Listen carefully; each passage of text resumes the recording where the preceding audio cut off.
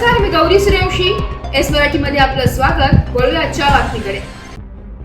महाडमध्ये चोरट्यांची दहशत सुरूच असून काही दिवसांपूर्वी किल्ले रायगड रस्त्यावरील साई आशा कॉम्प्लेक्समधील एकाच वेळी 6 फ्लॅट चोरट्यांनी फोडले होते.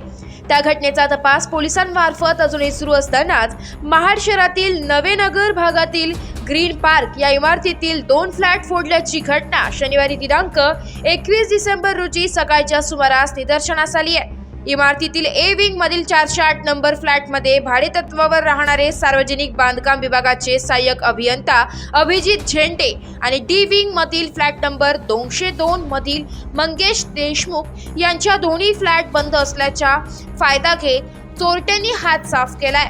घटनेची माहिती मिळताच महाड शहर पोलीस त्वरित घटनास्थळी दाखल झाले असून तपास सुरू आहे. पूर्ण तपासात चोरट्यांनी कितीचा ऐवज लंपास केला याची पूर्ण माहिती मिळू शकेल. ठराविक कालांतराने होणाऱ्या या चोरीच्या घटनांमुळे नागरिकांमध्ये मात्र भीतीचे वातावरण पसरले. महाड शहरामध्ये यापूर्वीही अनेक घरफोडी झाल्या असून पोलिसांना मात्र या चोरांचा तपास करणे शक्य झाले नाहीये. पोलीस प्रशासन झोपेत आहे की काय असा प्रश्न आता उपस्थित होते.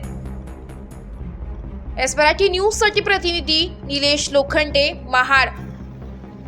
अशाच नवीन ताज्या घडामोडी जाणून घेण्यासाठी आमच्या एस मराठी न्यूज चॅनलला लाईक करा, शेअर करा, सबस्क्राईब करा आणि बेल आयकॉनला क्लिक करायला विसरू नका.